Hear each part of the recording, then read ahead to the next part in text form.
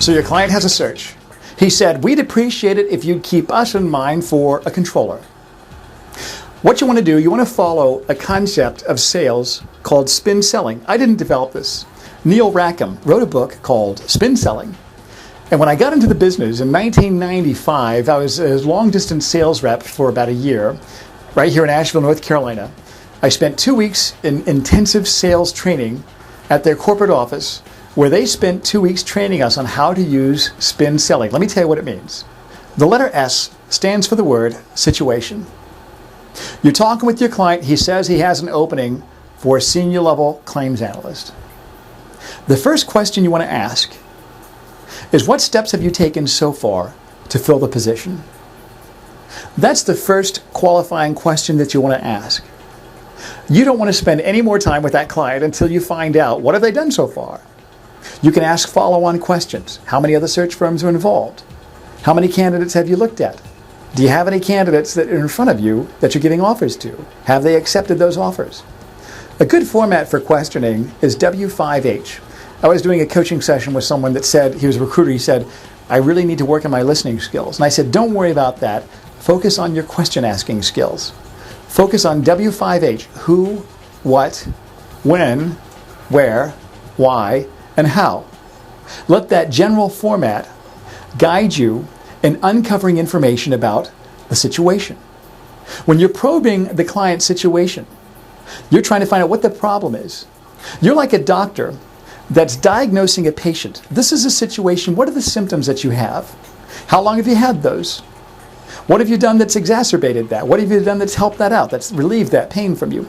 You're trying to dig and research and finding out what those specific problems are that the organization has. The letter I stands for the word implication. That means, what happens if we don't fill this position? What's the implication if we continue to go and we do not find someone that is a successful candidate? Now, there's two levels that you want to ask questions. One of them is a professional level. How is that going to impact your department? How is that going to impact your company? The other one's a personal level.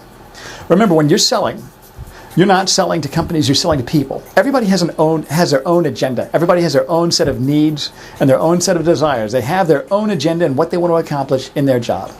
What you want to do is find out what that is and sell to that. What's the implication? So let's just say, Joe, you go 90 days and you can't find any good candidates that fit that search.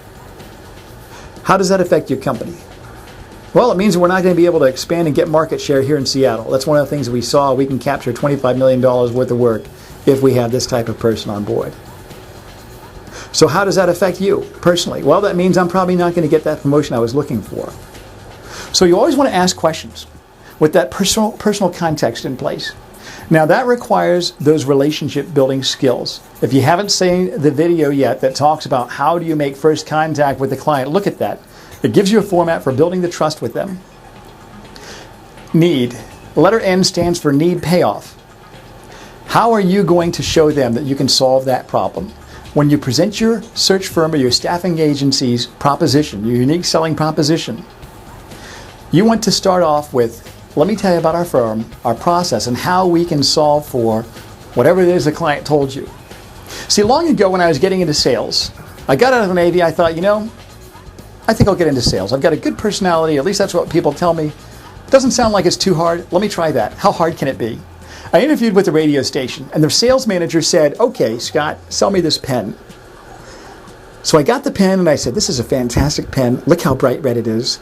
Look at the way it marks on the paper. Look at all that you can do with this pen. It's made by Marks-A-Lot. It's a fantastic name. It's a great pen. I think you should get it. That's what I told him. I didn't get the job. Let me show you what I should have done. I'll give you an example. My recruiter, Nicole, she's been with me for a few months. When I interviewed her, she came out of mortgage sales. Very sharp. I said, Nicole, sell me this pen. She looked at the pen and she said, is it okay if I ask you a few questions? I said, sure. She said, tell me about your current pen situation. Tell me about some of the things that you do with your pen. Tell me about some of the contracts that you cite, some of the documents that you sign, some of the documents that you prepare. Tell me about if I had your ideal pen, what would that look like to you? And then she proceeded to tell me about the pen based on what I told her. What we want to do is find out why are they going to say yes and sell to that. Remember, what's the situation in terms of the opening being there? You want to qualify that before you spend a lot of time on this. What steps have you taken so far to fill the position? Letter P, what's the problem? The problem is you can't find anybody. Letter I, what's the implication if the problem is not solved? Take that on 2 levels. First, the professional level. Second, and you can only do this when you have the right type of rapport and trust level with your client, on the personal level. See if you can find out what's the emotional context to that need. And then you tell them, let me tell you about our firm, our process, and how we can solve for that problem.